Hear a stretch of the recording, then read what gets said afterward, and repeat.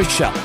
Hello, everybody. Welcome to episode 844 of the Video Game Outsiders podcast. I'm one of your hosts, Michelle Madison. And I, of course, am your John. And, hey, listen. What? The Vagabond of VR is here. That's right. The proprietor. The shopping cart full of headsets. The former proprietor of Riotcast. That's right. And the host of The Hole, Mr. Rob Sprance. What's up, Rob? What's going on? Thank you for having me on. That's the most normal introduction you've given me. I know. Usually it's a whole big long thing. I'm concerned. I've been away a while. Are you okay, John? Yeah, well, toast? he's never okay. Hey, I thought okay. hard about that Vagabond of VR. I like it. Although it does make me just sound like a homeless guy. Well, yeah, can you're only just afford wandering with headsets. Now that you have the Vision Pro, you can. That's right. You can Rob's going to give us a Vision Pro review tonight. He dropped the cash for it. And John, I know you're very curious yourself personally to kind of find out if you should get one of these things. I am curious. I'm a little concerned about the future of our lives. Are you? We're just gonna be plugged in. Oh, you're one of those. Yeah. Take me to I don't know if I want. I want to. I don't know. We'll get into it. It's the second best piece of tech I have recently, other than my Navage sinus irrigators. I'm willing to do a review. You got to combine them. Yeah. Yeah, that would be great. Just a little VR action. Well, yeah, so we're live right now on videogameoutsiders.com. We do it every Tuesday from 9 to 11 p.m. Eastern. If you miss it, you can get our app. It's on iOS and Android. We do bonus shows during the week. Some are free and some are premium. You can get that whole back catalog.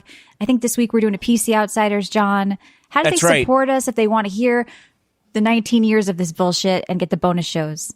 That's right. Go to our website, videogameoutsiders.com. There is a red premium button. Go ahead, click it, lick it, slam it, whatever you need to do. Go to the next page, sign up and go premium. It's $1.99 a month. That unlocks our entire back catalog of almost 20 years. Yeah, go listen to all the old shows Rob has been on if you end up liking this guy, because he's been on a couple of shows. If you like this guy. If you like this guy over here, this jerk, go listen to his past episodes. Or you can buy a specific subscription just to hear the ones that I'm on if you can't stand the other two. Yeah. Well, everybody was saying they loved that episode, The Gays, with Robert Kelly, when you guys were both on together. That was a really fun episode. We had people talking about gays. That was funny. I forgot about that. That was his clan. Yeah. So check out that episode and all the old ones. I think anyway, go to videogameoutsiders.com, go premium, $1.99 a month. You'll unlock our entire back catalog, including the shows Rob was on before. Search for Rob Sprance. Yep. And also all the bonus stuff we do every week. We don't just do these regularly scheduled shows. We do bonus stuff. PC Outsiders, Micro VGO, John Show. It's all on the app, Netflix Outsiders. Go to videogameoutsiders.com, go premium, $1.99 a month, and also grab our free app on iOS or Android. Search Video Game Outsiders. You can use that to listen to these free shows, and then if you go premium, you can unlock the bonus content on there or stream at ilovevgo.com. Now, if you go to our website, too, you can join our Discord. I saw you just joined up, Rob. It was nice to see you in there. But Yeah, it was cool, man. Yeah, you got instantly, you agreed with me, so that's what I like to see. People coming in. We were talking about I just copy and paste that when I join any Discord to make friends easily. It's a good opening. Just agree with the admin. But no, we are giving away Helldivers 2 in the Discord this week. We are for Steam, not for PlayStation. So you can check the pins in general and join. You have a week. And then after that, we're giving away Last Epoch. And then after that, we're giving away a bunch of mystery games. So it's giveaway time in our Discord. We're trying to get people down, talking, and give back to the community. We're talking. Yeah. This is kind of fun, the mystery game. Right? Yeah, we're probably going to do a whole theme around it. Mystery keys. We're going to play mystery games. Not mystery as in like detective work, but like what the fuck is this key? So you can buy random keys, you get stuff. So we should call it "What the fuck is this key?" We probably should. But this week, let's not get confused. Helldivers 2, which I'm going to talk about again tonight because I finally got the chance to play. Thank you, Crafty, for gifting it to me. Thank you, Ted and Kevin and John. We played together. So I want to talk about Helldivers. It's a great game. We're giving it away. Join our Discord on videogameoutsiders.com and enter. And if you support us in the various places like Twitch, the app, wherever, you can get multiple entries. And like I said, Last Epoch next week, which I'll be talking about tonight. So any housekeeping, or you want to talk to Rob about what he's doing? Or I know, like, Rob. What's the best now, Rob, you have a podcast called The Hole. Recently? You've had Matthew McConaughey on your show. Neil deGrasse. Neil, what other random people did you who's been a fun interview lately? Well, you know what's funny is every time I'm on, you guys ask me this, and I go, So I actually have the list up good. So I can so you were prepared. Yeah. I We're am. This is the only here. preparation I've done. It's just a self-serving.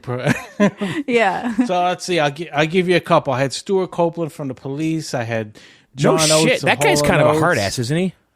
Yeah, he was cool. He's he like was. I've heard some interviews with him. He's kind of sure of himself. Yeah, he's a little touched in an interesting way though. He was good. I had him. I had John Oates from Hall Notes. I've had Now John Oates and Daryl have a falling out. What's going on there? Help me out. Fucking happened. That happened 2 days after I taped. Are you kidding me? Because there's a Yes, disagreement with their catalog. Yeah, like 2 days later, I'm like, oh man. But Daryl's really the brains behind everything, isn't he? I mean, Rob I- can't say that.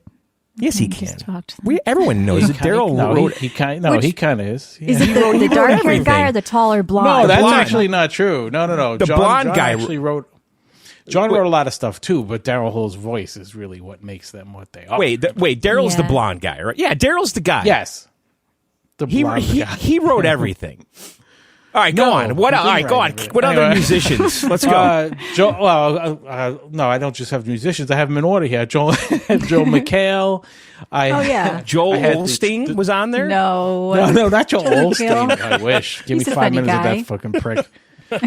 Give me some time with that prick. Yeah, I had Joel McHale, Joe Panleone, Joey Pants. I've had Stevie Van Zandt. There's a musician for you. Oh, there you Yeah. go. Now, did you talk about Sopranos with him or just Bruce? Everything, a little of everything. Yeah. There are some people though, like that you ask them ahead of time. Is there anything you don't want to talk about? Like I had Adrian Smith from Iron Maiden on, Yeah. and I said, and before we started, The butt I was stuff. talking to the publicist. Like 5 minutes before we started, he No goes, "Okay, butt talk." The publicist said no butt talk and try not to talk about Iron Maiden." I was like, Okay. What? But, Yeah. And I think it's because he was promoting some like solo project, but then he just started talking about Maiden. So I was Wait, like, who? fuck Which it, I'm guy? just Oh, gonna he's go for the. it. Yeah. Wait, who is Adrian Smith? The Iron guitarist Maiden. for Maiden. Oh, okay. I was thinking about the lead singer guy. No, that guy? that's Bruce Dickinson. Okay, all right. Bruce Dickinson. Was never But I had into a that. bunch. I had friends that had older brothers into that, and they had the cool posters with Eddie. Like they had the best artwork ever. That band. Yeah, for sure. All right, continue. For sure. Sorry. But I've had I'm not going to read them all. Just but go I'm through the looking whole for a couple catalog, of John. them. I'm I not saying had- any I had- interesting ones. I've had 330 episodes. Yeah. I had Trailer Park Boys in Nice. character. I had Tony Hale, Debbie Gibson, Debbie Perry Gibson? Farrell. Yeah, Now we're Debbie talking. Gibson. Yeah. Perry Farrell. Well, send some Luis gamers our way because Guzman. you're a big gamer too, and that's why we love having you because you kind of time. go into the world, the VR world that we don't really go into much, and you get No, all these he's the VR gadgets. vagabond. Yeah, you're the VR Just vagabond. wandering around. I'm, So- I'm a nerd, and that was an excellent way, Michelle, to transition away from me reading a list of guests. Well, I just wanted to stop John before he started dropping knowledge about all the band members he knows, and yeah, that's how, true. He you would know, go down he's that rabbit go hole. off The with guitar that. would be out in 5 exactly minutes. the singing. But So did you no, talk about Van Zant's guitars? Please not this. I knew it. No. Go to the whole Tellys or podcast. Strats, anything or Oh boy. No, we didn't get into equipment as much as we got into like the whole Sopranos and Springsteen. How do you not talk about either one of those? And Right. he was Of course. cool. He was really cool about everything. Yeah. It depends. Like there's only been one guest I had that I didn't like. And I'll say Joel it now Osteen? at this point. Like, I don't give Yeah. a fuck. No, Joel Osteen was cool, man. He brought God in. No, I didn't have Joel. Taylor Dane, remember the 80s yeah. freestyle singer? I don't know. Who Does that that is. tell it to my my heart? heart. My sister liked that when I was a Let me hear kid. your body rock. Oh my god! Tell it. What did you say? Did you not talk about butt There stuff was or whatever? there was a couple of things that just rubbed me wrong, like right away. So first of all, it's 15 minutes late, and it says the link is not working. The link is not working. She can't join. You sent the wrong link. Uh-oh. No, it's the right link. We're all in here. And then finally, she pops in, and she's sitting outside a restaurant in the street on a laptop. Okay. So clearly she was just running late because she's ordering as we're doing whatever sound check that was. Okay, fine, no problem. And then we start, and I start talking about music, and I think the first thing that really started getting me twisted was I said, your first record, because it's the one where all the songs that everybody knows, right? And I'm like, your first record blew up, and how did you adjust to that? And she goes, that wasn't my first record. Do your research. My first record, I had a song that I handed out to DJs around the city. Oh, how did you not know that, dude? Oh yeah, that's okay, but not for nothing. I'm talking about the one that sold 100 million. That was your debut album, And then I was talking about the difference of music in the 70s and 80s and stuff. And my point was somebody like Christopher Cross was 33 years old when he came out with his first single, and he wasn't an attractive guy, but it was a hit, and that could never happen now. She goes, no, he wasn't. He was in his early 20s. He was in a cover band. No, he was in his 30s. No, he wasn't. And I look it up, and I'm looking right at it. I'm like, do I get into this fight or not? She was just so combative and for no reason. That's some ex-wife energy she was bringing to the table. You don't want to get involved. It really was. It really was. But that's the first time I've ever told that story. Maybe I just don't give a fuck anymore. Maybe you don't care. Really That's all right. Our listeners are I don't care. They're going to be screw Taylor Dane from now on. What a bitch. Yeah, this is our 15th year. So yeah, I've long passed giving fucks. Yeah, I'm trying to think of the biggest asshole we've ever talked to. I don't know, John. I know you love those flat Earth people. John had the crazy people from the Netflix doc that were flat Earthers awesome. on, and he just did you really? Yeah, it was awesome. He found him and on VGO. Yeah, episode 600, I think. Our co-host and we did it with a straight face. We acted like we believed him. Dude, I have to go back and listen to that. It's brilliant. Yeah, it was fun. Except our co-host didn't get the joke, and he was actually fighting back. He never gets the fucking joke. He didn't get it. Who didn't get the joke? Matt, our other co-host, didn't get it. He was angry at us. This is the fucking joke. Canada's flat Earth, isn't it? Maybe, I guess. He felt like he had to fight against it. We're like, no, you're ruining the bit. But yeah, it was fun. That's episode 600. But all right, let's get into some nerdy stuff. This is too Michelle, cool with all this musical talk. I'm feeling we got a lot of stuff. That's right, we do. So I want to talk about Last Epoch. You guys know I like ARPGs. You guys know I love Path of Exile. I'll even play Diablo 4. I've played them all. So a new one came out out of early access now, the official release, because I played it many, many years ago. So you'll probably remember me talking about it if you're an old-time listener. So it just came out. It's $35. It's not free, but it's well worth it because they don't try to nickel and dime you. People say the same thing about this game, John, and I know you played a bit too, that it falls in between the difficulty and complexity of Diablo 4 and Path of Exile. And that's in crafting and just difficulty overall and just the depth of it. So that's a good spot for a lot of people. I personally love Path of Exile, but I know for the average ARPG gamer, they're very intimidated by it. A lot of people are coming off Diablo 4 and they're like, where do I go? What do I do? They're looking for that next step. And so Last Epoch is kind of a nice sweet spot for that. It has a very old school feel to it, like Titan Quest or Grim Dawn style talents mixed with every spell having its own talent tree. So you can really fool around. And I'm following a guide because it's not that forgiving to fool around with. I don't know if you're following a guide, John, but no. I've been just randomly selecting shit, and I was thinking I probably need a guide. You're probably making a mistake. But my character is kind of OP. I'm very low level right now, but hey, go on. Well, I started off as a necromancer. Now I'm playing the old mage dude. I love him. Me too. So I'm following a sword guide. I'm doing electricity shit. So you can pick a class, then you have a subclass, which is your mastery. But the crafting system is very unique in this game. You can kind of just sort of take other equipment, break it down and apply it to base pieces of other gear. And it's sort of intuitive. You can figure it out, not like Pee-wee where you can play for a decade and you still don't know what the hell is going on, like me. So the only thing I'll say with this game is I feel like it needs another movement kind of key, space should maybe be a role.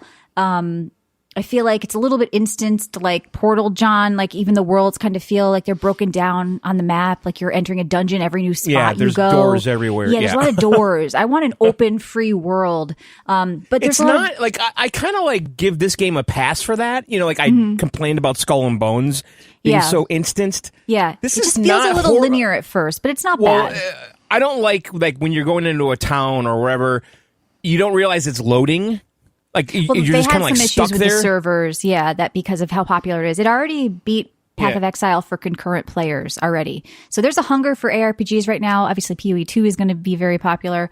But yeah, you can make your own loot filters, which is fun and easy. Like, so I can hunt for specific mage pieces I'm looking for, like plus lightning damage or whatever I want. It's got a lot of like nice quality of life features. Yeah. And so you're traveling through different ages and time, and that's how they break down the acts. I wanted to ask you about that. So like on the map, I noticed on the top, we're like in the second phase of time, and it goes all the way to like the future. Yep. And you can target specific pieces, like helms in a certain age in a certain spot. Like, it's pretty cool with target farming. And so I've been Michelle, really let me ask you though, game. when do you start traveling to the other? Because I haven't done any of that yet. Yeah, as you advance through different acts, so it's going to be soon. You're going to be jumping around through different time periods and going back and forth. So you're jumping through time, and that's kind of like the theme of the game. But yeah, it's something that I recommend checking out, even though it's not free like PoE. It's also not $60 like Diablo, where they're going to charge you $60 for a horse or a battle pass, or try to nickel and dime you with expansions like that. Like they said, it's going to be a complete game. So for $35, if you're looking for that old school ARPG feel, a little bit more difficult in a good way than Diablo 4. Did you ever play any ARPGs, Rob, like even old school back in the day, PC gaming? Did you ever play Diablo 1, or it just kind of like too much loot for you? Diablo 1 and 2 for sure. Okay. And this one looks like, I haven't played it, but the graphics look really nice. It has more of a D2 feel, which is what people are looking to recreate D2, and a lot of these games have come along and done that. Like PoE is supposed to be the successor to that, but they've added more complexity. So yeah, if you kind of played D2 and you haven't played one in a while, this is probably a good one to try too. But I just love, like, it feels so good to get out there and kill a bunch of mobs at once. In Diablo, you were like killing 3 or 4 things on a trickle. Like, they didn't get what people like about ARPGs. You want to blow the room the fuck up. You want to go in there. You want to feel OP. You want to kill a bunch of skeletons, 50 at once. Right. You don't want to think. You don't want to think. You're just killing. You're a god. Quest. Okay. So it's just fun. Yeah, right. Last Seat Back is good. And we're going to be giving away a copy next week in the Discord. This week is Helldivers 2. So keep that in mind. If you're curious about it, you don't want to drop the $35. It's only on PC. I don't know if this will ever come to console, but I think it probably could. I think it could, yeah. I mean, it does have controller support, right? I did try playing it on my Steam Deck, and it didn't work. It's not compatible. Yet. But it's not compatible. But I even though it says it, I always try anyway. But it did. The icons all turned into Xbox icons, so obviously it has controller support. Okay. Because Diablo was pretty decent on with a controller on the Xbox. I'm curious how Diablo was designed with. Yeah, some games do good. I was shocked at what a great job Baldur's Gate 3 did with controllers. Like, it's fantastic, man. You could even run around, like, felt like better, like it wasn't click to move, but you were down there walking, controlling your character like third person. Like, it felt really good. Yeah, I've got like 80 hours into that game, and it's all been on controller, and it's fantastic. And I played obviously the first one and 2 mouse and keyboard, and I don't think I could go back and play this one the other way. I just love playing it with a controller. They did a masterful job of it. They did a really good job with Baldur's Gate. Obviously, well deserved for Game of the Year, but. There's a lot of talk of Game of the Year already for this game in our Discord, at least, which I don't know if I'm on board with, okay, because for me it's still Power Well, what World. about the end game, Michelle? That's something that is critical to you. Well, yeah, I mean, I'm not at the end game yet, but I've heard it's kind of like the bosses need another pass. Like, they're not to the level of like what people want with PoE. Like, but they said you can play this game for about 200 hours before you get bored. It's just, the question is what's going to happen next. They call it a cycle in this game. What's next cycle? In a couple of months, are you going to come back and do this again?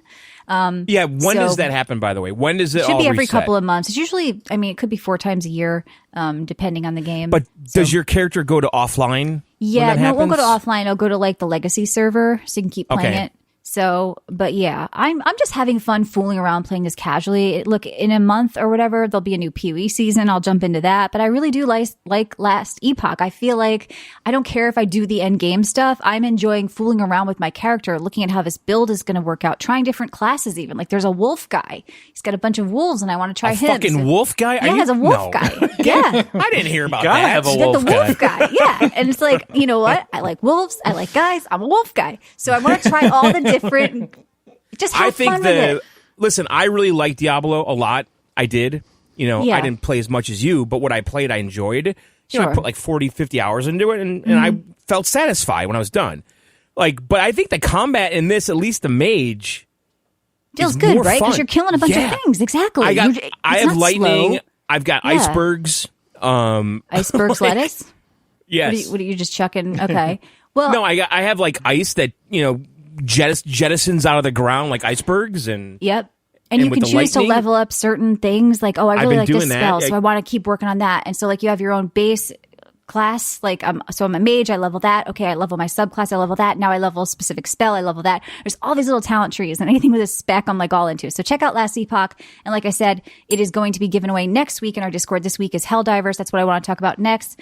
Shout out, like I said, to Crafty for giving this to me, because we played with Crafty John and Kevin and Ted, who's like level 50 in this game. He's like an elite bug master or whatever, and they were showing us how to play because we hadn't had the full experience. We had just kind of tooled around a little bit. And Helldivers 2 is a PC PlayStation cross-play game. It is a PvE versus environment game, right? What not PvE? well, that is PvE. Well, Player yeah, but versus there's no environment. PvE, which I wish there was, because I kind of wish there were two teams going on at Yeah. once. But it's not any of that. So it's just a team of 4, and to me, it had this Star Wars Mandalorian feel. You know, Kevin had a jetpack, and it's got the ATSTs. Well, they Am I lifted, right? the ATST. Is that wrong? STs. ATSTs. And by the way, we streamed this. If you guys want to Yeah. see it, go to twitch.tv/John and Michelle. You can, with your Amazon Prime sub, and watch it. But go on. Yeah, you killed they us did all. lift. You killed 3 of us with a strike. Yeah, there's a clip. There's friendly fire, so there's a lot of fun in this, Rob. John shot a lot of us. He killed a lot of us. Oh, shut up. You Ted get in killed there, me more you than get anyone down to killed the anyone. planet, it's calamity. One of the levels felt like Terminator because you're killing drones. I mean, Yeah, you're doing these the little robot mini- Vietnam level. Yep, robot Vietnam. I like the robots were way, because prior to this, I only played against the bugs, and the robots were way more cooler than the bug levels. I agree with you. I'm kind of the guys that we were playing with like the bugs more. I'm anti-bug. I like the robots because I said, Yeah. I'm feeling that the John bugs Connor look kind shit. of Starship Trooper. I just Yes, don't like exactly. those types of like alien monsters in games. I never have. I'm more connected to the war of the future. That's what I want. So I like killing the cool level. Like, you didn't even see the coolest level, John. It was like this dark cyberpunk droids kind of thing going on. So yeah, we want to play more, and it's a cool game. Look, my initial impressions weren't that great, but it's a $40 game. Early access is what it should be. It's not, graphically, it's very hit or miss. The ship, the people on it are like, what's happening here? This doesn't feel AAA. But John, you keep saying it's an obscure engine from 2018. It's an obscure Swedish engine. I think they got it on clearance. It's what they And said. That's what the headline said. Well, that's what they We're said. going to make a game for you today. Yeah. Hey, I made this engine. But anyway, so You do they the were robot, they, I do the bug. They started using the engine, and it was like abandoned like 6 years ago. Yeah. And they're like, well, we kind of already started. You Let's gotta just keep figure going it out. with this shit, But I think on Hershey. PC, like I think what I like is the atmospheric effects in the game. The fog. Yeah, it's a big part of the fog- game. Like, we were bitching at first, like, why can't I leave my mini map up? But no, they don't want you to see where people are. You're supposed to not be able to tell is that a bug or my friend? And is he coming from the Right. mist? It's like a very atmospheric, the planet, and an ultra wide on PC. This game looks really badass. Like, it really is I very agree. immersive. So I recommend this if you have a PlayStation and you have a PC and you happen to have ultra wide. It supports it and it looks great. And I think this is a lot of fun to get in with your friends. Just do some quick missions. You're killing a bunch of stuff. And it's a pretty cool game for $40. Like, do I think it's game of the year material? Not for me personally, but I think it's a solid shooter to get together with friends in and just have some fun. And so I think it's pretty cool. I had fun overall. Here's What a did you question for you. Is it cross-play with PlayStation? Yes. Do you notice a drop-off in intelligence when you play? Yeah. Well, we were playing PlayStation with people. that We're playing we know, friends, though, not with randos. friends. I didn't join randoms, but I've heard okay. playing with randoms in this game is very intuitive, right, John? You guys sync It's when telepathic. you play? Yeah, it's telepathic. Because I only played a couple. I made the mistake of buying this on PlayStation first.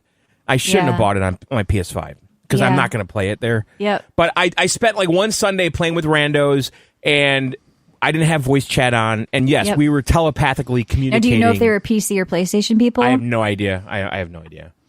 Well, look, I'll get yelled at, but I think there's always a higher. I used to play Paragon, which was cross-play, and whenever we were with PlayStation people, we were like, "Do you just want to leave the match?" Because Well, they that's were, like Call of Duty too, running Michelle. into the wall, 'Cause, like some kids screaming. right. On know? Call of Duty on PC, we leave crossplay on. Yeah.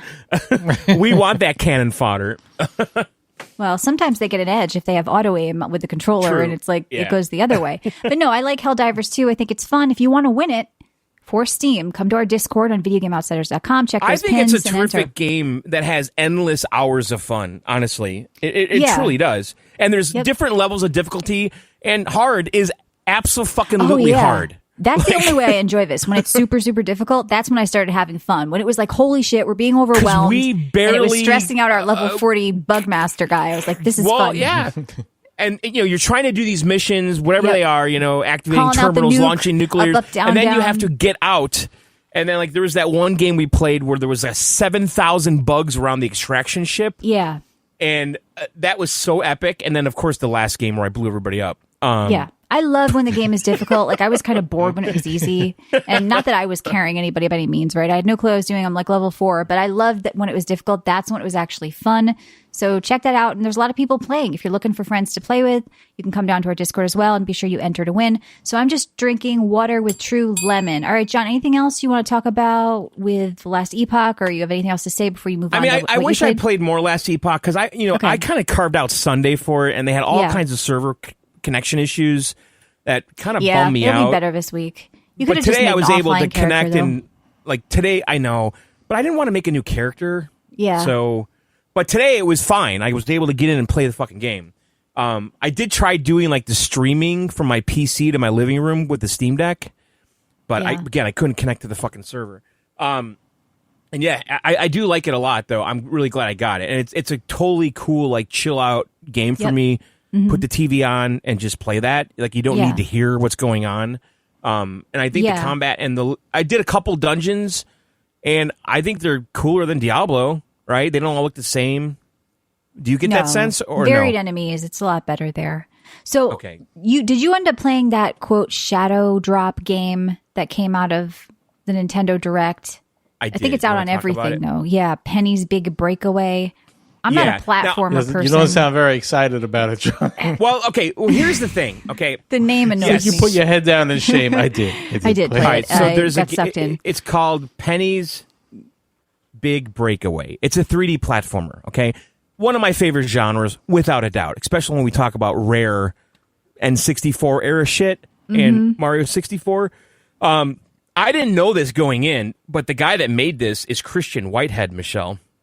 Should I know him? Was he on Rob's podcast? Did he get in a fight with him? I don't know. So Christian Olstein and Christian Whitehead, also known by his alias, the Taxman. Still don't know. I know the Scat Man. I know that song. He's no, that the Poop Man. Going back. No, I think he means Spoon Man. That's a deep cut, Michelle. I know. Right. I mean, you got me thinking of Taylor Dane here, so why not? All right. So who is this guy, John? Well, he worked on Sonic. Oh, okay. And he did Sonic Mania. He was involved in a bunch of ports. He worked on Sonic CD. I don't know what the capacity and well, that can't be right in 1993. So, John, you're going to say there was some pedigree to this game. You love saying pedigree. Well, the thing is, when I was playing the game, I didn't know this story. And when I was playing it, I'm like, there's something very Sonic-y about this, and I'm not sure I like it. So your character, I don't know what the fuck you are. You're like a lamb with a Paul Revere hat or something. I don't know what is going on with this character. Let me check her out. It is the ugliest fucking character in the world. I just can't get behind this looks like George Washington with lipstick. I don't know what the fuck that is. I just can't get behind this fucking character, and I want to know who approved this character. Because I don't see T-shirts. No. I don't see plush. I don't see hats. I don't like that at all. So I don't really get what's going on with that. So you are this thing with a Paul Revere hat and jester pants. And the thing is, Michelle, you have a yo-yo. Of course. Okay. And so what you're doing is you're using the yo-yo to go throughout the level, through this platforming level, but the yo-yo has various uses. It could be a weapon. You can ride it like a unicycle. You can use it as a grappling hook to grapple in the air and swing across the area. It's a big part of the mechanic, and it's pretty much the mechanic of the game, the platforming.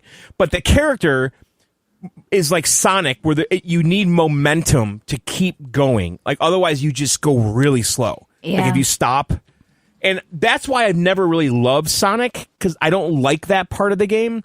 If I'm doing some crazy platforming and everything's going great, and then I flub on some ledge, then I'm going a half mile an hour. And this character is kind of like this. Now, I have to tell you, I played this on my Steam Deck, and I had a lot of problems with. I talked about this on our Subs podcast. And this is not the game's fault, but I had a lot of lag with my Steam Deck on my TV, and I don't know if there was an update that created this, but I was constantly resetting my controller. But I was getting frustrated because Bluetooth of it. Controller, yeah. Yeah, so it's not you the have game. to use an emulator for it, or is this a Steam game? No, it's on everything. And the thing is, I almost bought it on the Switch or the Xbox, and I decided to get it on the Steam Deck because I thought, well, this would be a good deck mode if I'm still into this in the summer. I could play it, outside. Like lately, I struggle. Like, just where do I buy this? Like, this game to me felt like it should be on the Switch, and maybe I would have been happier there. But anyway, the gameplay itself, though, is fine. I think it's a little clunky and clumsy and not as polished as I would like it to be. If the yo-yo is the thing, why is it Penny's big breakaway? It should just be like, I don't know. Something yo-yo. What's a breakaway? I don't know. I don't like the branding, John. I feel like Chris Whitehead sucks. I don't like a lot about the style. Sounds like you don't like this game. I think it's bad. Let's just say it. Well, before the show, I got to the first boss, and Yeah. I'm actually into that. That was kind of Okay. cool. I heard the later bosses are not very interesting, though. The first boss is a giant ball that's just chasing you on this level. It's like a maniacal ball full of penguins that's chasing you around this level. Oh, it was a testicle. Like a big testicle. And the other mechanic that I hope goes away later in the game is you're platforming, trying to do precise platforming. Wait, Old School in the chat says Penny is a street performer with big dreams. Is that true? That's what she is. There's a whole backstory, but the game sucks. That's what they're She spending came too much to time. LA She's a with street no money. Yeah, And What is she? Oh, showcase she's a your yo-yoer? catalog of tricks. Yeah, I don't Some see kind of people porn thing. yo-yoing on the street I don't corner know. for tips. She gets Have you seen herself that, Rob? tangled. I have, but I was very high at the time, so Yeah. could have been just a crackhead. Okay, the one thing I hate about this game is the fucking goddamn penguins. There's these penguins that attach to you, and you have to shake them off of you, and like doorways will open up, and 1,000 penguins flood out. Oh, maybe there's like so it says she has an encounter with a cosmic string. Some sort of like I don't give a string fuck about the theory story. going on. I didn't read nothing. Okay, All right. like it Sounds like the worst fucking game. This is so Yeah, bad. I I- hate the character design. But if it's fun, I know. I don't know. Doesn't sound like it. There's moments of fun, but I wasn't enjoying it fully. So I think it's very mid. Personally. Yeah, for $30 too. People are saying they don't know if they're into it. Yeah. And then I did try that new Contra demo. Yep, Operation Galuga. Yes, Galuga. I want to say Galaga. It's not Galaga. I know, but it's not. Is it Galuga? It's Galuga. Is it Galuga? Yeah. Okay. Yeah, it's Galuga. Contra Operation Galuga. Now, there's a demo I played on the PS5, and we talked about this on Subs, I think, right? So, obviously, I loved Contra as a kid on the NES. Michelle, you played it on the Genesis or something? Sega with my sister. Yep, hardcore. But the original, like, Contra, like, that was so fucking badass to me. And there was co-op in the NES, right? Because there was two characters. Yeah. Yeah. I played that one too. So this is like a spiritual sequel to the NES one, clearly. And the demo has like 2 levels and a boss at the end. And it's a lot of fucking fun. Like, they nailed it. Like, it's got like 2 dude bros with machine guns. It's very kind of like, toxic 80s kind of Rambo shit going on here. But they really nailed the feel and the weapons and everything that if you love the NES one, you're going to love this. Now, it has like that kind of like modern retro, not 8-bit, but just almost like mobile style graphics, which I'm not in love with, but it's fine. But the actual gameplay and the feel of the game and the weight of the character, it felt like Contra. Like, it was Contra. And the first boss at the end was really good. There's one weapon, though, that like a guided missile gun that you could just hide in the corner and like kill everybody. But it's a little Is it OP. actually They a might mobile have to game balance too, that. or cross on mobile as well? Oh, I don't know if it is. Because I think Ginger's saying it's a mobile game. Maybe it just looks like one, but Is yeah, it? I don't like when they do that mobile graphic, like glossy flash game looking thing. I'd rather see the old Yeah. school. It says here pixels. Switch, PS5, PS4, Series X, Series S, Xbox One, and Windows. Okay, it just looks like one. Yeah. I don't know if I will buy this, to be honest. When is this coming out, by the way? March 12th. Yeah. I don't know. I'd have to. I'm over it. Yeah, I mean, I commend them Played it when I for was 12. executing the plan properly. Yeah. But I don't know if I want to buy it. So it's You coming don't out in know. a few It's weeks. no. Yeah. Yeah. But yeah, I would check that demo out. It's everywhere. I mean, Rob, were you into this shit when you were younger? No, it's weird. There's like this little drop in my gaming from like Commodore 64 and Atari 2600 and all of those. And then all of a sudden there was like this little gap until about PlayStation 3. So like the games in that era, I haven't really played much of. I'm familiar with all of them. Like I'm definitely familiar with Contra. Right. But I don't understand some, like I get like there's this retro vibe when you bring back a game, to people who love it.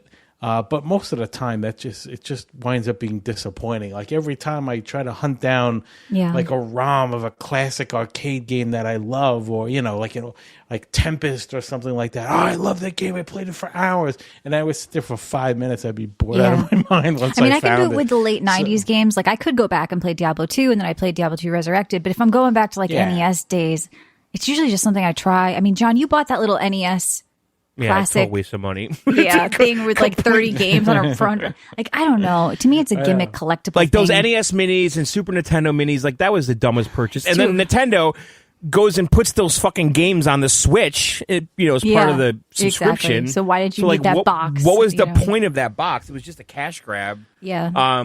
But yeah, like Atari 2600 is the worst for me because because that was like my first non-Pong system, and I got one, and then I got like a cart where you could put all the ROMs on it.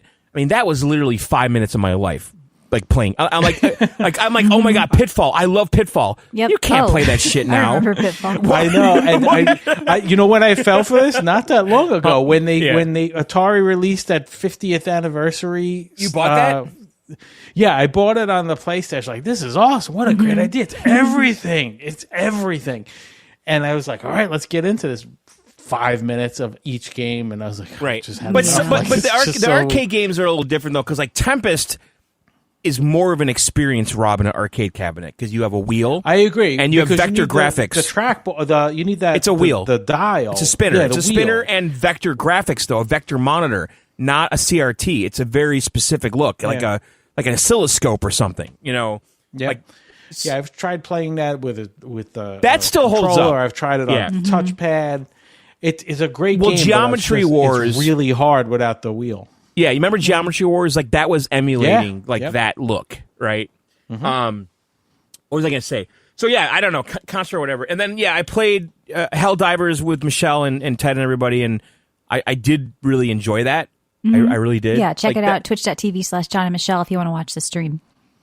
And Last Epoch, though, I'm definitely going to try to level up. I'll play more this week. Yeah, me too. It's fun. And I'm going to try that one out. I've been playing a lot more Steam games lately, so good. I'm definitely going to try that. I would recommend that. And I'm drinking a The Beast Hard Monster. No, I'm sorry, The Beast Unleashed energy drink. Hard Monster. Okay, it's a hard monster, Michelle. Hard. All right. It's got a little vodka. Green. Mean green. All right, Rob. I'm excited to hear what you've been up to since you've been here last. And I know that you are the VR and now AR Vagabond. Is that true? Right. I guess it is. I guess it is true. Of course. If the definition of Vagabond is absolutely nothing like what it really is, I guess you could say that. Right. I needed a good V word, Rob. Okay, that's what I came up with. Okay, fine, fair enough. I was going to use virtuoso, but that was just too kind. So I like Vagabond. No, you can't. No, you have to be. That's right. You have to be far more insulting. Of course. I remember Robert Kelly said you look like a toll booth operator or something. That was funny. Yeah. All right. Yeah, I missed that fucker. All right, go on. Tell us about the Vision Pro. That's where you want to start. Yeah, that's fine. So, let me get this sentence out of the way right away.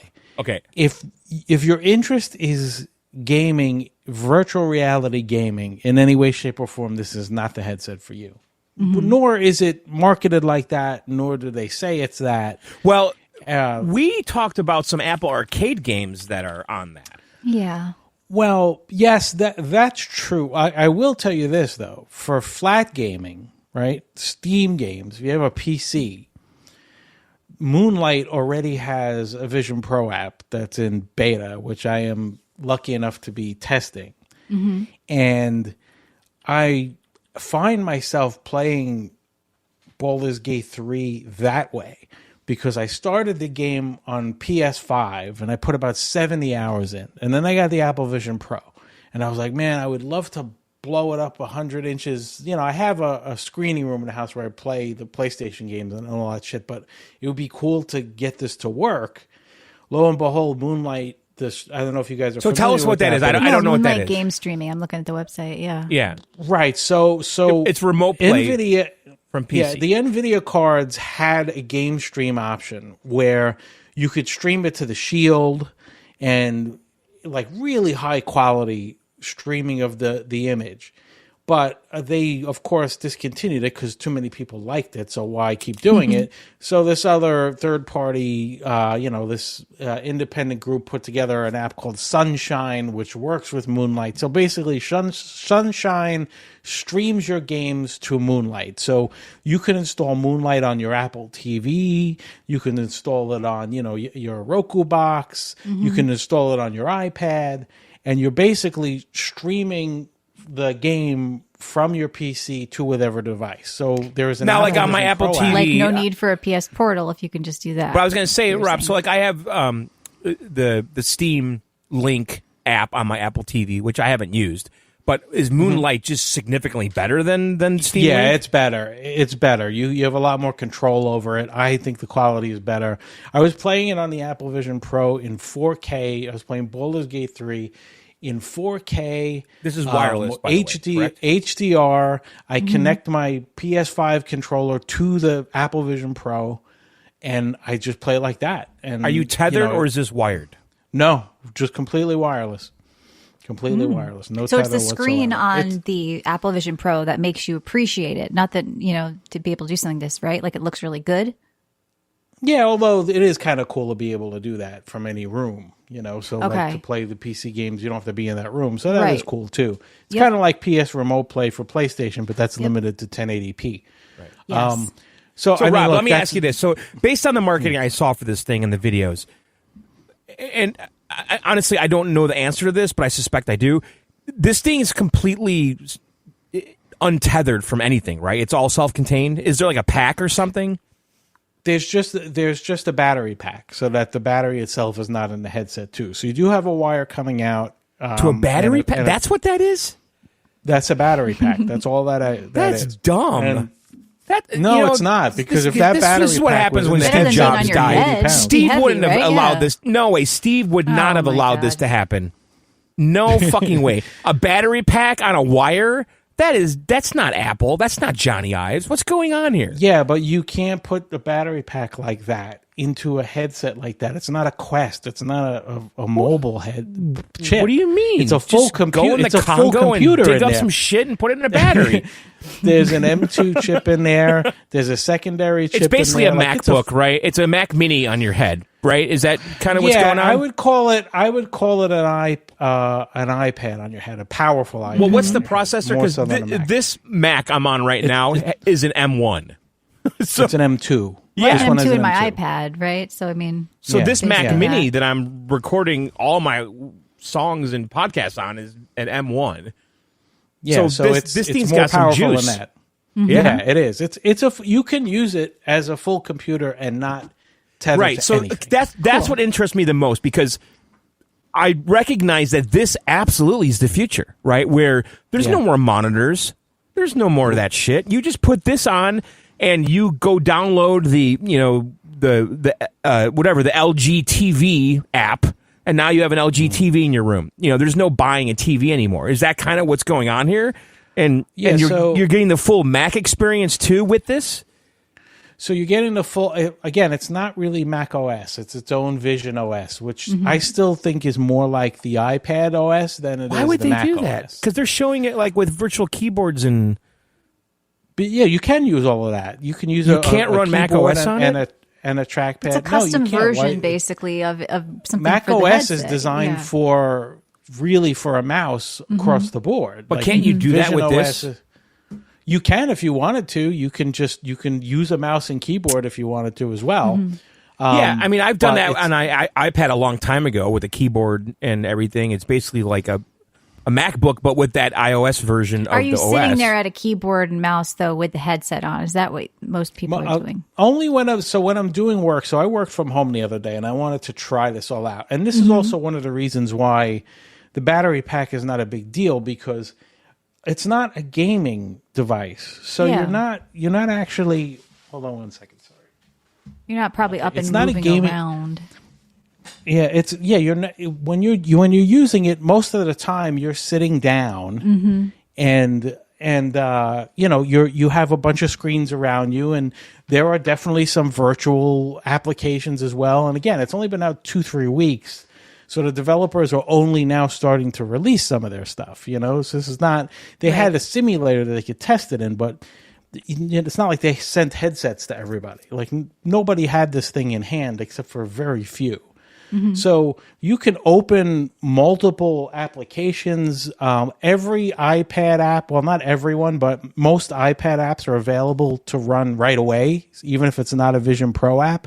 So like if you want to use certain iPad apps that you've always used, you can open it up. You can use the pinch where you just keep your finger on your lap, and the eye tracking is incredible. So whatever you look at, you're selecting. You're not reaching out to select something. You're not trying to touch it, but you can drag it right in front of you like a big iPad and use it as a touchscreen at the same time. So it's pretty wild in the way that works. Yeah, Now, I'm Joe really interested in Barajaru the eye tracking. has a good question here. Can I drop a brunette with red shoes in my living room with this? Is the porn any good? You could when it gets there. Again, it's only been out a couple of weeks, so let's say virtual videos and interactive experiences are on the way, but they're not fully out yet. But there's an app called DeoVR, DeoVR, which is on Quest right now. They're working on the Apple Vision version, and that's exactly what that's for. So you don't have to stay in Apple's walled garden, really. You can bypass it by getting these streaming apps, third-party things or apps, and it's I don't think friendly that's to that. totally a deal that true? breaker. No, well, it's not even. It's not even that. Yeah, you don't just have Apple apps. It's just like having another no device. different than your iPad. Whoever Right. releases an app for it. So So is you the get our OS VGO app more? on it. Is the OS more in line with iOS? Is that what it is? I would say it is. Yes, it's more Okay. in line with that than Mac OS. Yes, but it's also it's a Gen 1 and it's release 1 of it. So Right. there's a lot of things that they're gonna do which they haven't done yet. Like for example, if I'm sitting down and I put a Safari on one side and I have Microsoft Word in front of me, and then I remote into my Mac and have a separate window of my Mac, and then I remote into my PC and then I have it on the other side, and I set it up just how I like. Right now, there's no way to save that configuration. So the next time you sit down to do Can't it, say like a desktop or something. right? Not yet. Not Is yet. it But, contextual though? Because so let me ask. Okay, so you're in your living room. Is it aware of the furniture and where you could put things? Yes, and the thing that blows me away with this is, unlike a Quest where you have to draw boundaries and scan your room, this fucking thing just knows. And I don't understand how they do this, but it just does. I guess all the sensors and everything just pick it up. Yeah. Because the second I get up and start walking with it and get close to something, it just fades into my view. Even if I'm in an immersive environment, it just starts to blend in like a gradient where I start to see. So it knows where things are. It knows So when you drop where a everything is screen in a room, is it like floating in the room? Is it affixing itself to a wall? It's floating. It's floating in the room. So you move it wherever you want to. It's like on this axis. So imagine like where your head is the center of the axis. So if I move it up, it kind of like follows that circular axis going up or going down or sideways. Right, the You Z can axis. Shrink. You can shrink it. You can enlarge it. So you have that. If you have just the pass-through on, right, you can also put environments and say, okay, I want to do this on the moon, or I want to, change your different environments. Does and it then mix your environment with the moon? Like, does it kind of do a skin on it? Right, 'Cause yeah, there's you some- can do, yeah. so there's a dial on the top. So as you start to roll it, it starts to get wider and wider and wider, and eventually just encapsulates your entire view. Yeah. Or you can just keep the pass-through on and just sit there, which is incredibly, for the people who have the Quest 3, it's far better than that. It really looks really good, especially if the lighting is good. So, it's very natural to sit there, except for the fact that you have it on your face, but it is very natural to sit there with a couple of windows and pet your cat and look at your That's phone. one of my big questions. Yeah. On your face, is it comfortable? Can you have this on for 8 hours? So just like every single headset that I've ever bought, you wind up getting an aftermarket solution to make it more comfortable. Yeah. I do think it's a little. I see all the reviews say it's heavy.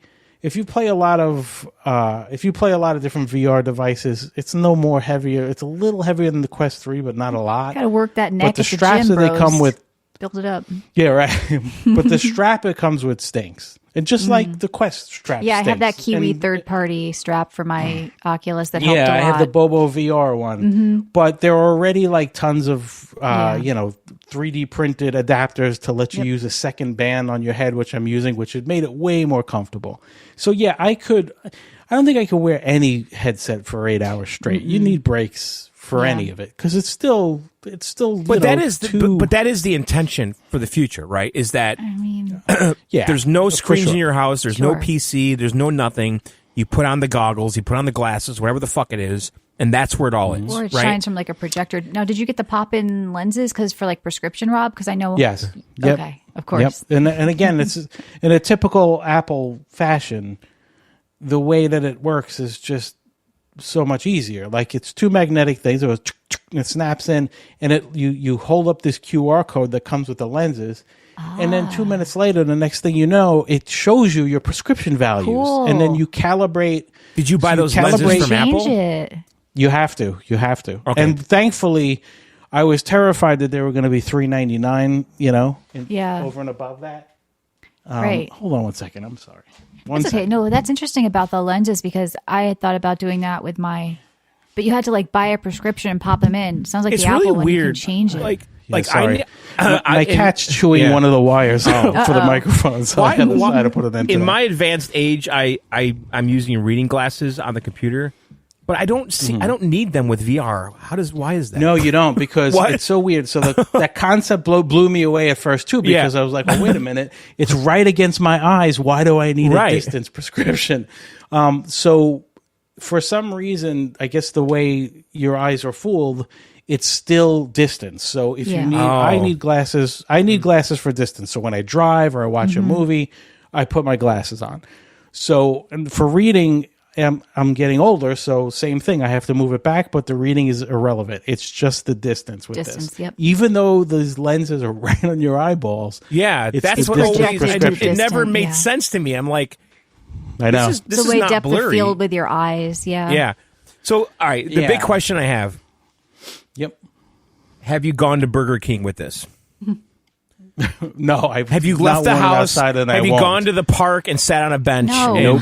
Nope. And started working. Well, first of all, it's winter, so that's not gonna happen. I feel like you would fall. But in the summer, would I wear it out on my deck, like in a shaded area? But I absolutely would. In theory, with the pass through, and I've seen stupid videos of people like in Cybertrucks with these on. Right, of course. But in theory, you could just walk around all day long, drive with this, and just have like your email on the right and Twitter on the left. With it because even yes, you can. It's pass through. Your peripheral vision is going to be blocked a little bit by this thing sticking out of the side. Okay, of your Rob, head. answer the question for the car.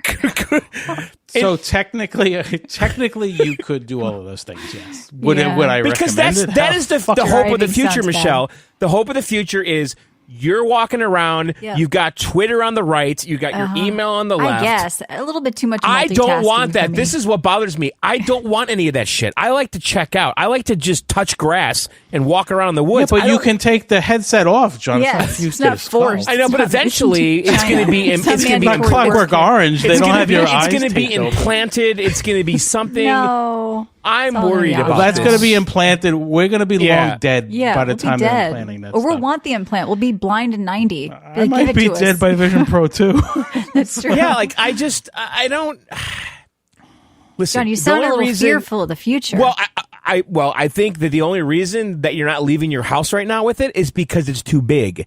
And when it becomes No, not it's too because big, no, just I'll trust give you me. the two reasons when why. it becomes, I'll give you the two reasons. why. Listen. I was on an One, Amtrak. I don't want to look like an asshole, and two, I don't want to get robbed. But Those that's are the what I two said. reasons. When I live in New York. I remember going. I was on Amtrak going to Manhattan, and there was two guys sitting next to me with Google glasses on, and it drove me fucking insane because they're just looking around. I see I'm the like, what? Snapchat Ray-Bans, What? or I did a Yeah. few years ago around here at the beach, Yeah. and it was just but some idiot. that's with like, more of a you Yeah. problem, John. Like they don't that's give a true. shit what you think. I'll tell Yeah. you this: if I Yeah. I would wear this on a plane. Absolutely, true. On a train, on a boat. Fucking I would do it on a plane. I would do it on a train. I would wear it on. Like, there's so much about this headset to still get into. But I will tell you that if you theoretically did want to walk around a store with it and stuff, yeah, absolutely you could. you wouldn't It's stub just- your toe. And Would you go to It's not- a Knicks game on the floor with it on? look cool? Well, the dream is that you will be able to do that from home and feel like you're there. they're gonna rent out because there virtual are some. seats. Well, there are some video experiences that Apple's put together that are There's concerts. aren't there? mind-blowing. Didn't Foo Yeah, Fighters? but yes. Foo Fighters did a VR concert. Yeah, not the same thing. Not the Okay. same thing. So anything that I've seen before, like, Quest has VR concerts, and it's just a big screen, and then there's a bunch of cartoon avatars watching a big, huge screen. That's all it is. Right.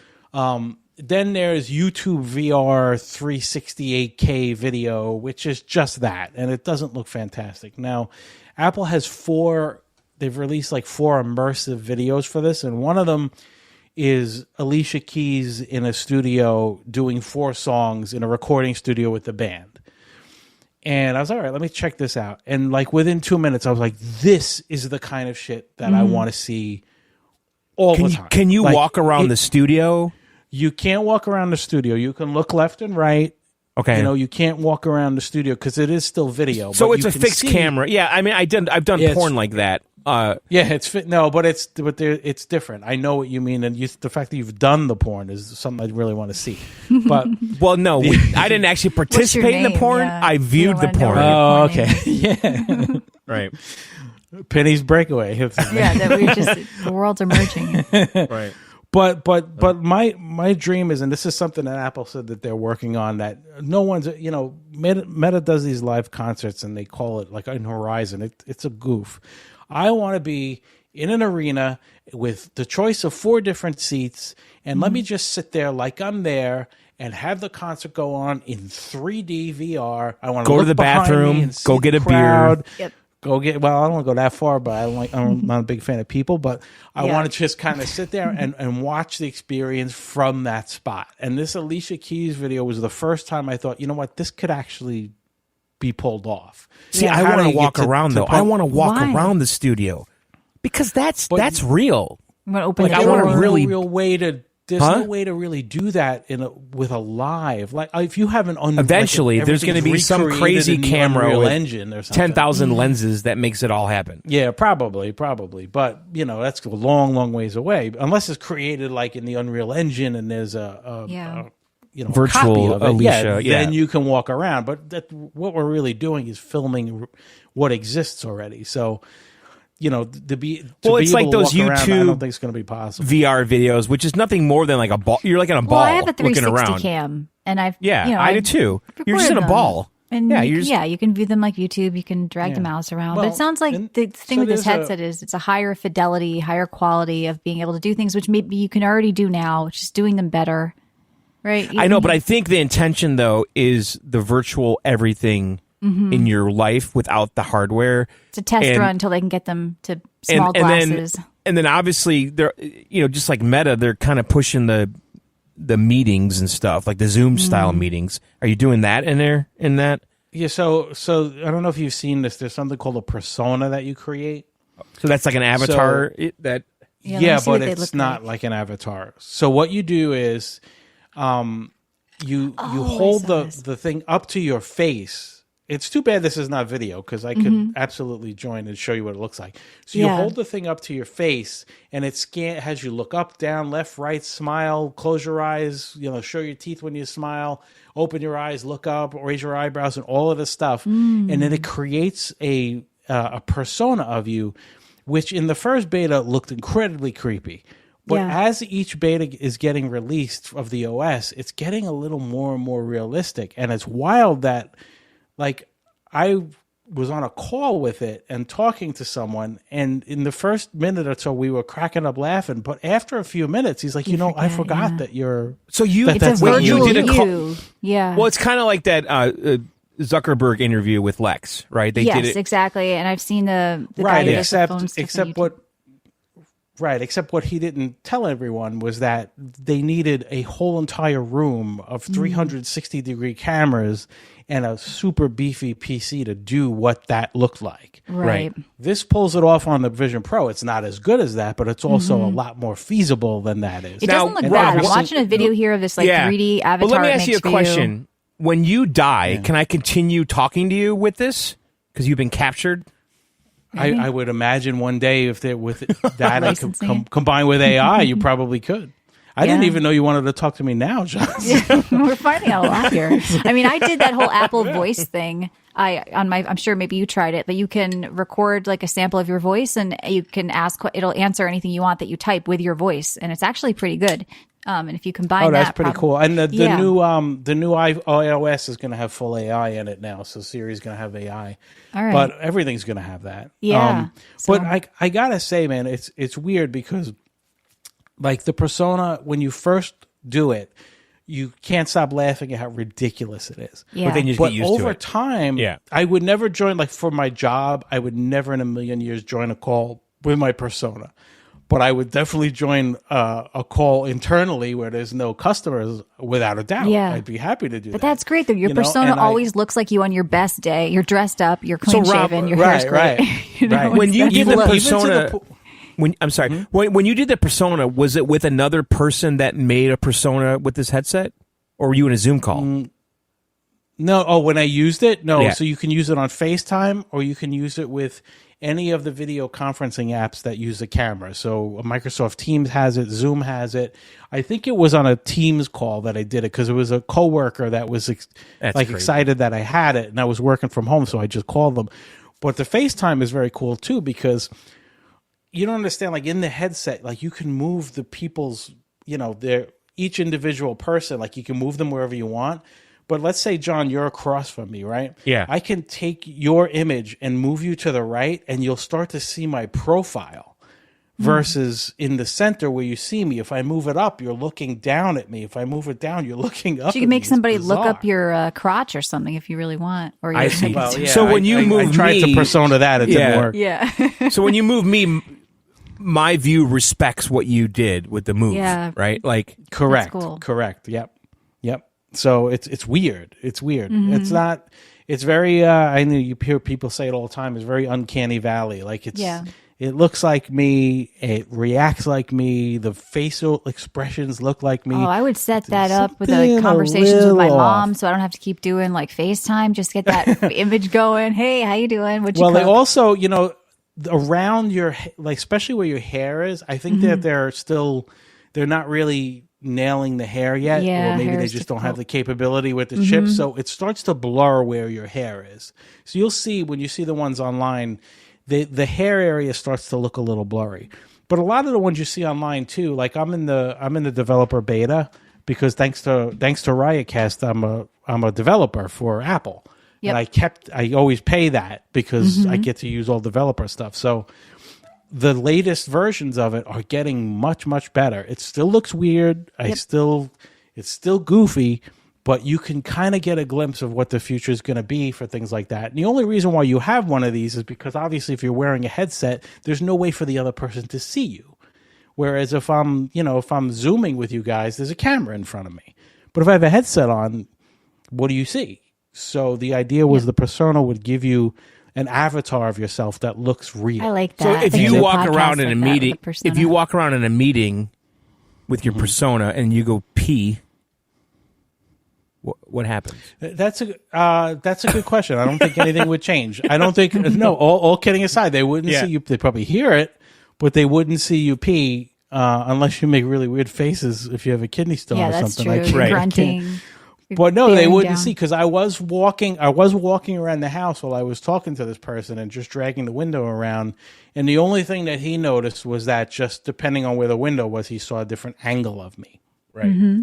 Now, Rob, can you turn off the AR and just have it be VR exclusively in a dark world playing a game? Yes, you can. So you can. There's things called environments. So there's different environments. Think of it as really, really advanced wallpaper for your phone or your Mac, right? So they have the moon, they have there's like a lake, there's a sand, you're up in Hawaii, up in the mountains with the clouds.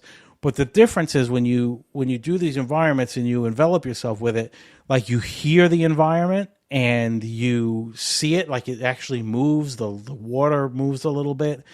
And if you're on the one with the cliff, if you yell, you actually hear it echo back. Cool. Yeah, fucking wild.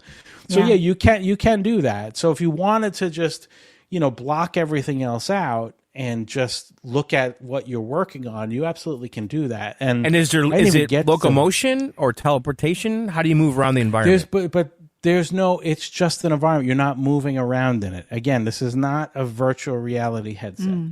So that environment. Is there anything about it that is preventing it from doing VR gaming? Right now, I would say, if anything, is the lack of controllers. I think to me, because it's just hand and eye tracking right now. Yeah. And there's a VR game called Synth Riders, which I like a lot, that I play on the Quest all the time. It's like a rhythm game, kind of Beat Saber-ish. And they have a version for Apple Vision Pro. So you don't have a controller or anything. So you're just moving your hands, and it fun. works. Yeah. But you lose the haptics. Number one, you can see there's a hair of lag between the movement of your hands and that. So I don't think they've already hacked it so that you can play Steam VR with it if you have index controllers. Okay, so that's what I'm asking, right? Oh, but is this superior though? Okay, so I have so I don't think it's Rob, made for it. So there's gonna be like I don't know. I'm seeing a lot of stuff about it online about it being able to do all the Steam VR type stuff, like he said.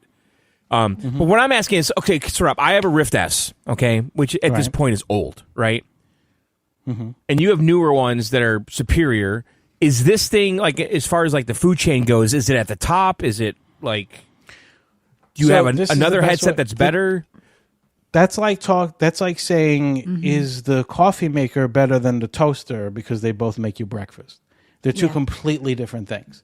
They're not. They're not. That's why the first sentence I said, if you're into gaming and VR gaming, this is not what you want. Well, you had said this like PlayStation, is a spatial VR2s. computer is what they call it. Okay. Yeah. So it's better than the Rift S and the Quest 3. But I don't believe that gaming's not coming to this in a VR way. There's just no way. Oh, I don't either. I don't either. And again, the Synth Riders is a VR game, right? And but again, the experience is not the same, right? Because that's not really what the headset was designed for. The headset's designed to be a computer and interact with your world, and you can have like I used to bring my iPad on the couch. Instead, now I put this on. I have my iPad. I have music playing. I open up this window. I remote into my computer, and I can do all of the stuff just sitting there and have it all around me. If you want to play Half-Life Alyx, this is not the way to do it. Yeah. So, it's a completely different category than a VR headset. It's not virtual reality. Why Apple would you think they're going to it, focus on gaming? They don't focus on gaming with MacBooks, John. It's not them. It's the developers. Well, So if some lunatic, or look, if Apple releases a controllers sure. at any point, then this conversation completely changes. Yes. But until then, I just don't see that happening. First of all, the resolution of the headset is so much higher than any headset that's available. Just the GPU you're going to need to drive it would be 4090 minimum, because it's 4K HDR micro OLEDs. So the displays are second to none. They are absolutely gorgeous.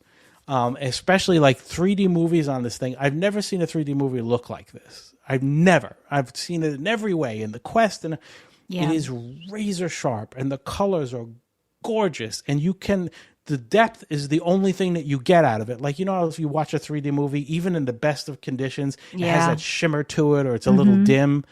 No, this looks like you're watching an OLED TV. It's just, the depth is there. Cool. And there are just certain things even with VR that you can't describe until someone actually sees it.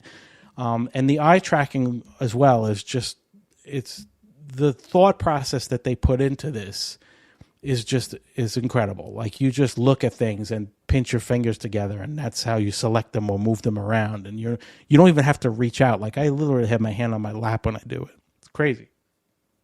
Well, and you see your hands too the whole time. If they could get the hands right for a controller at some point, but it sounds like they need a peripheral, and if that happens, it becomes more attractive to gaming. John, it's just like he's saying right now, you're a gamer, you don't buy this thing, you buy it for the screen. But you can sync a Bluetooth controller to it, so there's no limit to it. So but then again, it's just a screen at that point. You can. Right, but you can. So I can do my my PS5 controller. I can play, like I said, Steam games and everything else. Yeah, you're playing flat games on a virtual monitor or TV in your space. Yeah, I get that. So, I'm just wondering, like, VR gaming is dead, John. Well, we've been saying that for a while. So, yes, for decades I've been hearing that, and I have 7 headsets. I know. That's why you're a vagabond. You have no home. If Apple can get it right. I mean, the price on it right now, it sounds like, look, if you want cool tech, you want to fool around with all this stuff, sounds like it's just fun. I mean, it definitely interests me in some weird way, but I would never buy it. Like just as someone that likes and appreciates, technology, I want to experience it. But at the same time, I like a tactile keyboard and monitor. I'm not ready for that yet. You can use that though, but you can use. So right. I have my Apple keyboard and my trackpad, and I just turn them on once and I sync with it, and then I'm using the keyboard. And you're looking at the keyboard because it's pass through. I get all that. You're not in another world, right? So, but when I bought this. So here was the way I bought it. I said, you know what? I don't want to spend $3,500 on a fucking headset. It's ridiculous, but I want to try it. So let me buy it. Apple has this thing. If you have an Apple card, you could pay it, 12 months, no interest at all. Then you pay it off. I'll try. I have 2 weeks to return it. Let me get it. I want to try it out. 3 days in, I'm like, I'm not sending this back. I don't give a shit. I'm keeping this. This is phenomenal. Yeah. And just my thought was always, when they first announced it, all I kept thinking about, how will it play games? What's the killer app? What's this and that? Right. The killer app is the experience, and when you're in the Apple ecosystem, especially, like, everything's there. You set it up like you set up an iPhone. Like, it's the same thing. Sync your contacts, calendars, blah, blah, blah, iCloud, blah, blah, blah. Next thing you know, you're in, your messages have all your texts in there, your emails. I have Outlook running on it. Everything's there. There's no escaping, John. It's in your head now. You can't get away from those texts from work. This is what I'm saying.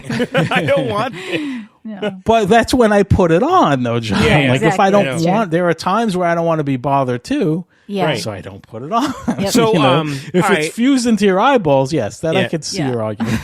All right. So, Rob, anything you want to quickly add to kind of put a period on this before we move on? This is without a doubt going to be what the future is. You're absolutely right. Mm-hmm. It's not there yet, but this is the first, and you guys know me. I have 7 fucking headsets. Yep. What's your favorite VR headset? For games? Yes.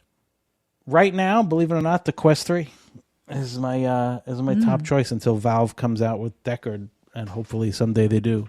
Yeah. But the Quest 3 is a great headset, man. It's got The lenses are really nice. I wish it was OLED, but it's not. And I have a 6E router that I set up that's dedicated to just the streaming to the Quest. That's it. I don't use the wire anymore, and it looks great. It's come a long way. It was horrible. Yes. I would never do it before. It retired my Reverb G2, which was my headset of choice before then. But this is, out of all of them, the Apple Vision Pro is without a doubt the greatest one of everything I own. It's just not in the same category, so you can't really compare them yet. It might be at some point. We'll see. Yeah, what happens. I don't believe that. I think that it's going to become a gaming thing, Maybe. without a doubt. Here's what's going to happen. This is my prediction. So Google and Samsung have teamed up, of course, to do the competitor to the Apple Vision Pro. So they're working on it now. It's about a year or so away.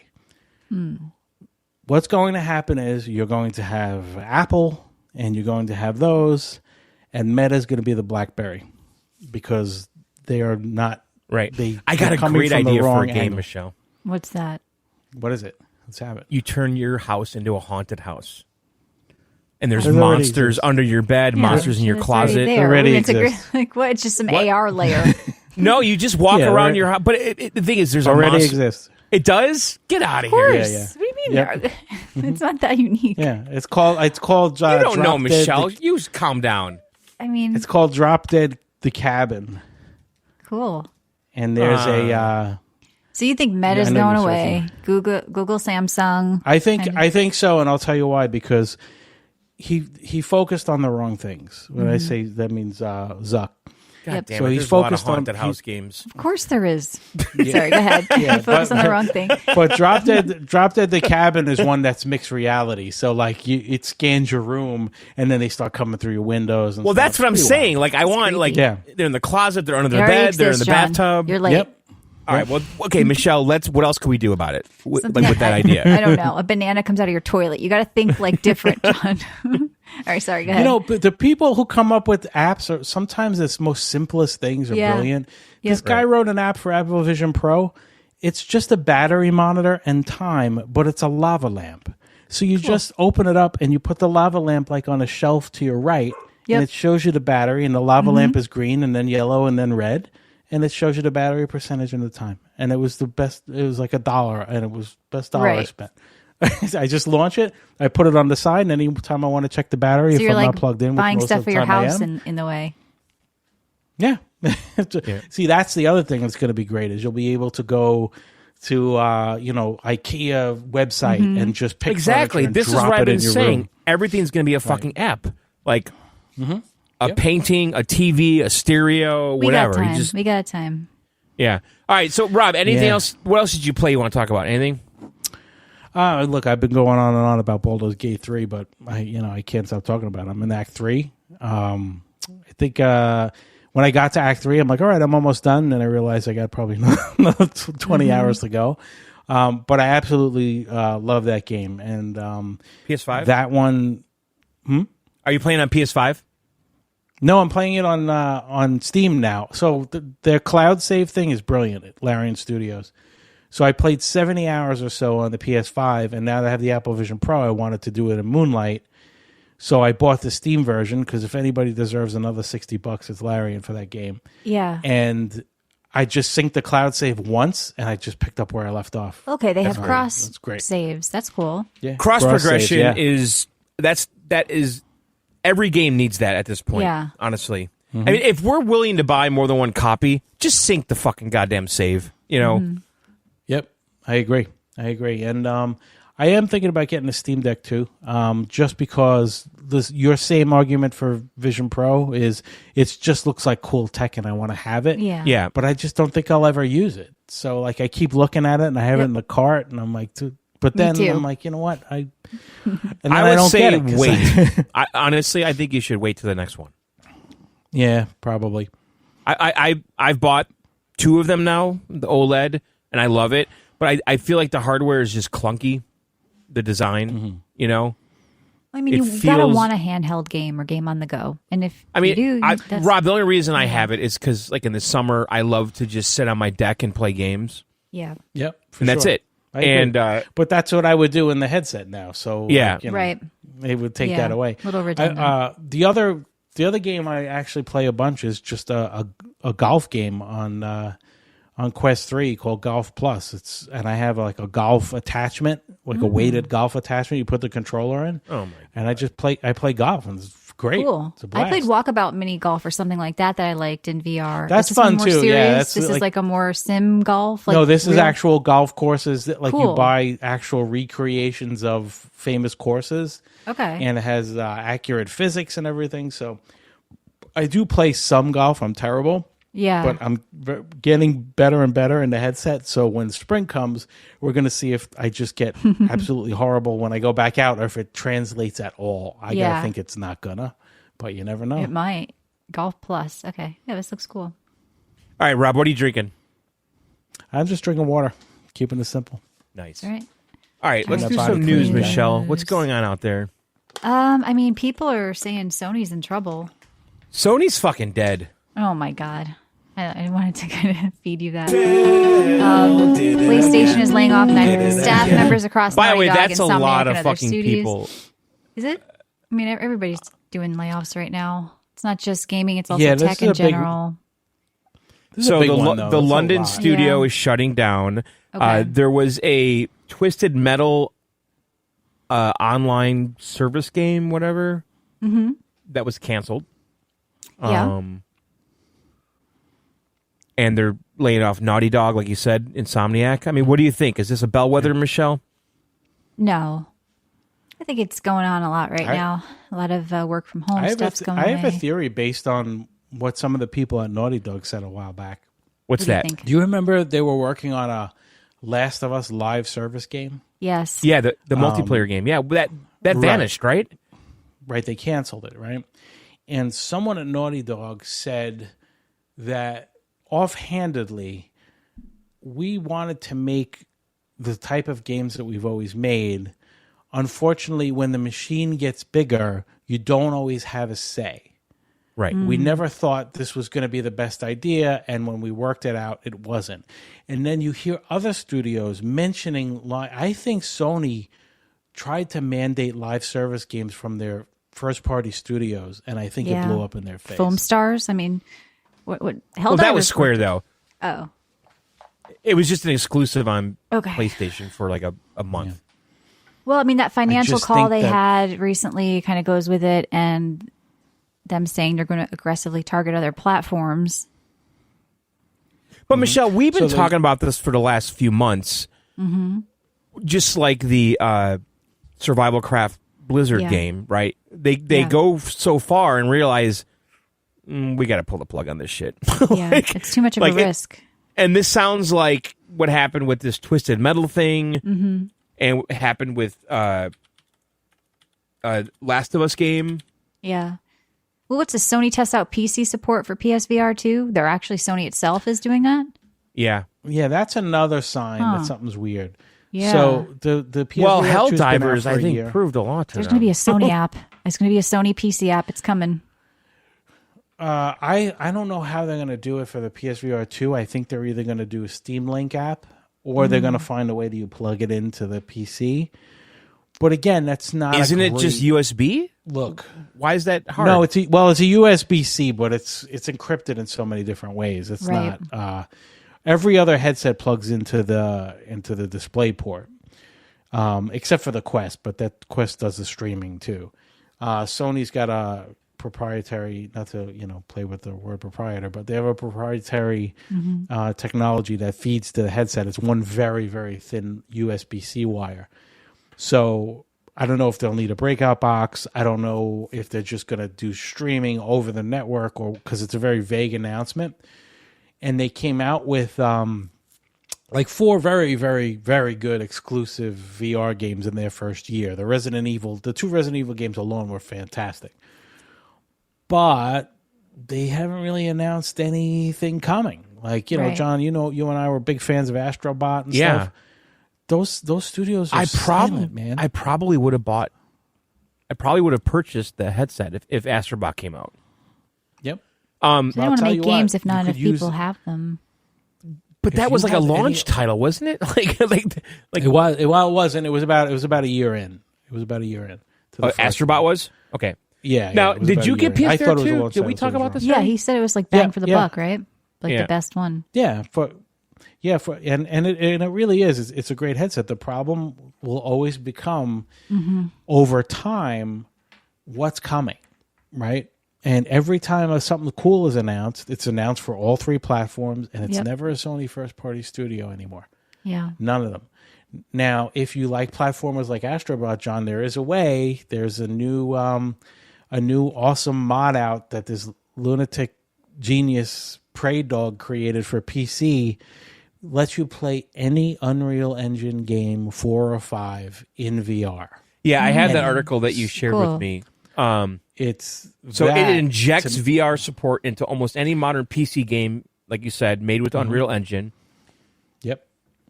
And it doesn't do it in a fake way because it's built into the engine, just nobody uses it.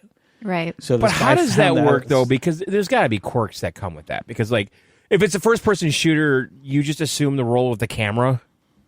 Is that what happens? No.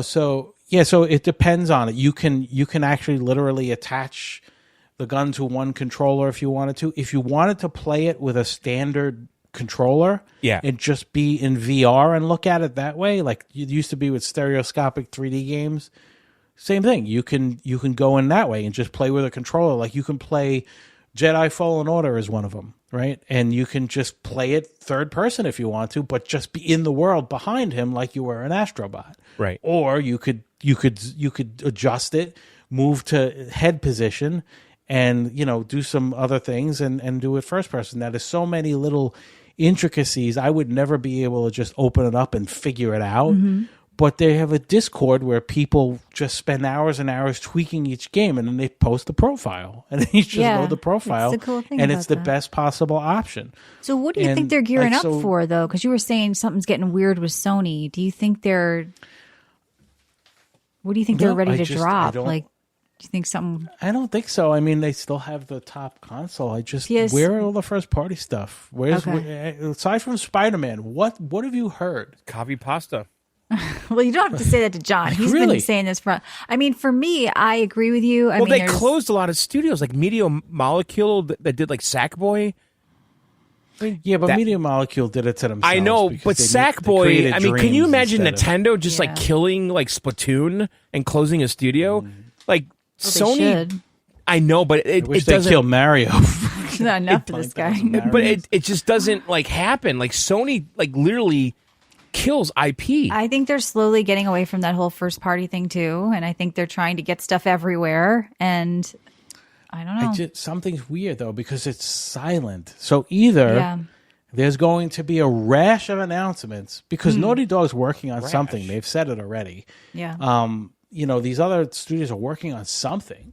But have you ever seen a point in Sony's history where there wasn't at least 2 big titles coming from them that you weren't excited But about? isn't the same thing going on at There's Nintendo? nothing. I mean, well, what's- Nintendo's in a weird place because the new console's coming out. Yeah. I don't know. Oh, they're doing like a new Switch or a... Switch 2 is supposed It got to be delayed. delayed. It's coming out next year. I don't know. It's always just a couple of good exclusives will be enough to get people to want to buy these consoles. I mean, like Final Fantasy Rebirth is coming out, but that's not technically, it's going to come to PC eventually too. So I don't know. I feel like Sony's gearing up to make a big shift. I feel like we're going to get some news of something like that PC app or like the PS5 Pro, of course, is going to be released soon. So I don't know. I want to see new hardware and new stuff from them, but there's no game that makes me want to go buy a PlayStation right now, Rob. I don't have one. I still have just my PS4 Pro. I don't feel the need to go get a PS5 because I'm willing to wait 6 months for it to come to PC if I really want to play it. So, I mean, GTA will probably be the game that gets a lot of people to maybe look at them, especially the Pro.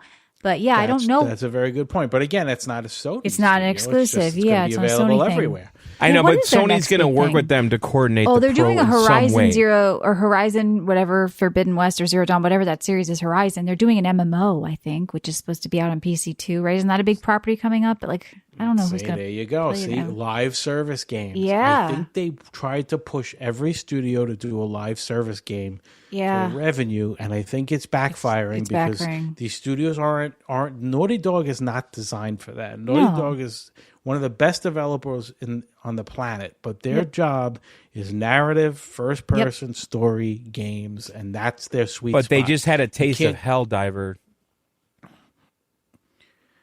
Yeah, but again, That was a fluke. Their bread and butter to is see still what the happens narrative. long I term agreed with it's a those fluke, things. but Helldivers, believe me, that's going to resonate, and it's resonating right now. Right. Like, but those things don't last long. Like there's Well, very few listen. Fortnites in this world. Helldivers, excuse me, Helldivers has legs. I could tell. We've But it played might have so legs many. on Steam and not PlayStation. There's We more have, people- but whatever. It's got. Who cares where the legs are? It's got legs. Right. Like, Yeah. I mean, we've played every fucking dodgeball, roller skating bullshit, live service I game. mean, can Sony keep going Rocket with League- Last of Rocket Us League. and Spider-Man Yes, or whatever? Rocket If League Nintendo can clones. keep going with Mario, why can't Sony do it? But I agree that I think both of them need new games. Same thing with Xbox. Like I think everybody needs some new properties, new IPs. Because I feel like I it's. just think anytime a game is live service, Yeah. it's eventually just going to die out. Mm-hmm. Like, Do we call Helldivers a live service game? I mean, there's a battle pass, and it's Can you play it constantly single being updated. player? No. Is there a story? Like- Is there a story? No, Yes. it's kind of just. Well, I mean, there's kind some- of campaign like missions. There's a It's not really- narrative. Maybe that's It's the I word. mission. think if the Right? servers are offline, you can't play. I'll put it to you that way. So Yes. me, Right, but that's- look at yeah. so let's go over some huge live service games Oh, okay. that were fantastic. Right? How about the Division? All right. Right? You hear anybody talk about the Division anymore? no. How about Destiny? How many people still play Destiny? I think people play compared that. to I mean, I don't hear about I it a don't. lot though. I mean, it's But not I think trending. there's people that are just doing it. Sure, there's people that are playing Warframe right now and they're Right. loving it in Destiny.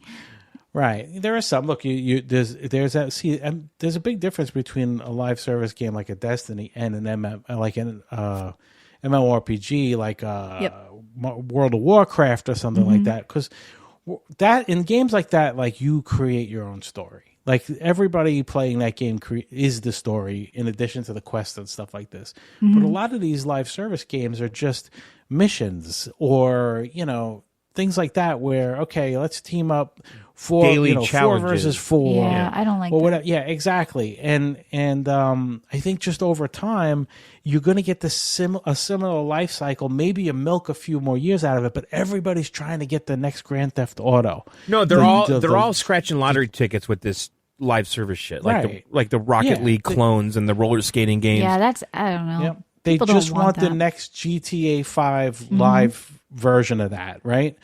But you know what? The reason why that is so good is because GTA 5 is so fucking good. Like the game is fantastic even without the live service part of it. So GTA 6 will do the same thing, no doubt about it. But everybody thinks that because Grand Theft Auto 5 did it for 10 years with billions of revenue, or we've got to find our next one. But that's not how most of them go. They peter out in a couple of years, Yeah. and then they just Weeks, fire couple everybody of from the days. studio. And then if they try to make the second version of the game, that can backfire too, like with Overwatch 2. And I saw I think maybe the Siege people at Ubisoft said it would be really bad of us to drop this game for 10 years and go make a Siege 2. We're not going to do it. We're just going to keep updating Siege. It becomes really weird with these. Like, is there going to be a Fortnite 2? Well- It's like, no, they keep this updating is what the I've engine. always They keep said. making it better and better. I've said It's a this living forever. world. Like Call of Duty is kind of like close to that right now, closer than they've ever been. Where it's basically the same game, they just keep adding more maps, but you Yeah. have to buy it. Right, you know, Yeah. I mean, like the engine isn't really changing, at least especially with Modern Warfare. So, Yeah. like, I agree with that. Like, look at Counter-Strike. It works. Just leave it alone for Yeah. 15 years, right? And just Yeah. add stuff to it, add skins, add whatever. Yeah, but I think like Rob is saying, that's where a lot of these layoffs are coming here. It's like the live service things that didn't work or they figure aren't going to work, and they're shifting now kind of their goals for where they're going to be making their money. So Right, which would also explain the huge gap because it takes 5 to 7 years to make a great game like a God of War or Exactly. God of War 2, which is built on the same engine, so they can kind of develop almost overlap pasta, the development of it. Right. So, but now all of those games have been released. They tried to pivot everybody to live service games. They spent 2 years on that and failed. And guess what? Now they have nothing new to announce. Right. So, all right, Michelle, any other GTA news you see out there? That's what's going to save them. Oh, yeah. No, I mean, it was a lot of the negativity with Sony today, but Microsoft just laid off people too. And I think Rob said it's just them shifting kind of around a little bit. It doesn't mean they're of kind of what their goals are. But so I think that's it. Remember, if you want to win Helldivers 2, come down to our Discord. We're giving away Last Epoch next week. Check the pins in general on videogameoutsiders.com. You can also get Rob's back episodes and all of our back episodes on our app at videogameoutsiders.com for only $1.99 a month. You get bonus shows every week, and you get that back catalog. If you want to check Rob out, tell them where to find The Hole. Where do they go? Anywhere? Just go to the whole podcast, HOLE, thewholepodcast.com. Wholepodcast.com and check Rob out Awesome. and fuck you, Taylor Dane. I think That's we right. can- Rob, thanks for doing this. Yes. We should do a VR show on VGO yeah. called VR is Dead. I mean, Let's do it. It's just sitting there. I don't really use my Oculus. I play Beat Saber. It's dead to me. But yeah. So thank you, Rob. We had fun. We will catch in with you again. You're always up on the latest tech. That's right, Rob. that's it. Thanks for doing it. And also, guys, go to twitch.tv/John and Michelle if you want to see me blowing up the entire team. Yes. Watch all our there. Helldivers. It was fun. Of course, John did that. John Team Kelly. I think if you look at the clip, though, the grenade bounces back. Okay, Yeah, it was a good bad throw. balance. You took out three It of was us, a good including throw. yourself. It was a Sure, good throw. Of course. But I couldn't see the rock that threw it back. So Nobody chucks a grenade at a rock. But I threw it up a hill, and I could not see the rock. I could draw you a diagram how the line of sight. no, go watch the clip. You guys decide. Twitch.tv/John and It sounds Michelle. it sounds very Leroy Jenkins. Yes, Yeah. it does. And we'll be back next It week was with the that best Final throw. Fantasy Rebirth review, maybe Pacific Drive. I think he played, so we'll be back next week with that. That's a huge game for Sony. So Yeah. I think that's it. All right, guys. Thanks for subbing, listening, all that shit. Go to ilovevgo.com. Go premium, $1.99 a month. And check out our Discord. Like Michelle said, we're giving away a copy of Helldivers 2 on PC. And that's it. Video Game Outsiders, out.